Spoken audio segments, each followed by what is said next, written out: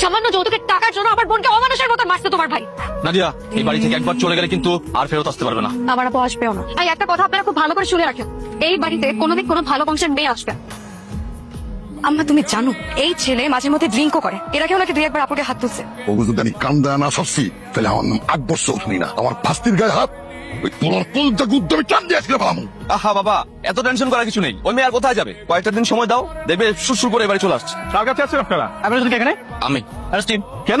ওনার বিরুদ্ধে নারী ও শিশু নির্যাতন আইনে মামলা হয়েছে। তোমার ভাই লিটারালি আমার বোনকে ফোন দিয়ে হুমকি দেয়, এরকম লোকের জেলে যাওয়া উচিত। আশ্চর্য, হাজবেন্ড ওয়াইফের মধ্যে তো ঝগড়াঝাটি হইতেই পারে, তাই বলে এই তুমি চুপ করো, তোমাকে না আমি আলাদা ভাবছিলাম মাহান, কিন্তু তুমিও নাকি বাকি পুরুষদের মতো সেম টু সেম। আমরা অনেক চেষ্টা করলাম আয়মানের জামিনের জন্য, কিছুতেই কিছু হলো না। একদম কোনো টেনশন করবেন না, আইমানকে আমি জেল থেকে বের করে আনবো। আদিয়ার সাথে তোমার কথা হয়? না, ওর সাথে আমার ব্রেকআপ হয়ে গেছে। তুমি মন খারাপ করে থেকো না, আমি আছি তোমার সাথে। আমি তোমাকে ছেড়ে কখনো কোথাও যাব না। চলো না আমরা কোথা থেকে ঘুরে আসি। ট্রাস্ট মি আহান, তোমার অনেক ভালো লাগবে। আহান নাও, আমি খাবো না। তোমার ভালো লাগবে, ট্রাস্ট মি। না প্লিজ, আমি এগুলো খাই না প্লিজ।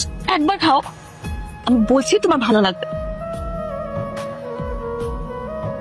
তুমি আমার সাথে এমন কেন করলে আহান? তুমি আমার সাথে এরকম করতে পারলে আহান? তুমি যা করেছো এটা কিন্তু একটা ক্রাইম, এবং আমরা চাইলে মামলা মোকদ্দমা সব করতে পারি।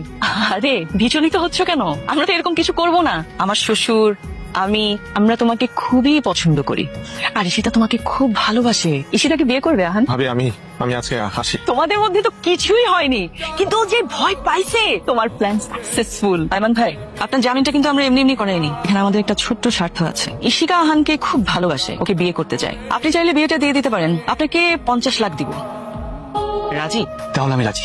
বলবো বল, যে ফ্যামিলির মধ্যে এত গ্যাঞ্জাম, এইভাবে কি হয়? কিন্তু এখন আমার মনে হয় আমি ওর সাথে ব্রেকআপ করে আরো বড় প্রবলেমে পড়ে গেছি। তোর কথা শুনে মনে হইতেছে যে তুই এখনো তাকে ভালোবাসিস, কিন্তু আহান ভাই যে তোকে ভালোবাসে সেটা মনে হইতেছে না। চুপ করে আসিস কেন? কিছু একটা বল, তোর কি মনে নেই? নাদিয়ার বোন এখানে দাঁড়িয়ে কি বলেছিল? আমাদের পরিবারে নাকি কোনো ভালো বংশের মেয়ে বউ হয়ে আসবে না। আমি ওদেরকে দেখাতে চাই ওদের চেয়ে 1000 গুণ ভালো পরিবারের একটা মেয়ে এই বাড়িতে আমার ছোট ভাইয়ের বউ হয়ে আসছে। বেঈমান, আমার সাথে প্রেম করে অন্য মেয়েকে বিয়ে করবে তো লজ্জা লাগে না? আমি তোকে ছাড়বো না, আমি তোকে ছাড়বো না। বিয়ে করবি তো কর, তুই আমাকে বিয়ে কর। এই বিয়ে আমি করতে চাই। আমি তো কখনোই এই মেয়েকে বিয়ে করবো না, কাউকে না। তোমাকে আমি কাউকে বিয়ে করবো না, কারণ আমি তো এগুলো জিত থেকে করতেছি। তোমার উপর আমার জিত ছিল, আমি তোমাকে ভালোবাসি। কি হচ্ছে এখানে সব? তুই এখানে কি করছিস? এই মেয়ে এখানে কি করছিস? ভাই, আমরা একজন আরেকজনকে অনেক ভালোবাসি।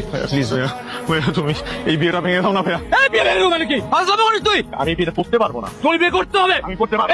এই মেয়ে, চাপ তুই বেরো। শেষ পর্যন্ত তুই ভাই মারামারি করলি, কি শুরু করেছিস এসব? তোমার ছেলেকে জিজ্ঞেস করো। আমি কি চাই সেটা অলরেডি আমি বলছি। আমি বিয়ে করতে চাই না, মানে চাই না। তো দেখো, আমি রিয়েলি সরি, আমি তোমাকে বিয়ে করতে পারবো না। তুমি আমাকে মাফ করে দাও। আমি আদিয়াকে ভালোবাসি।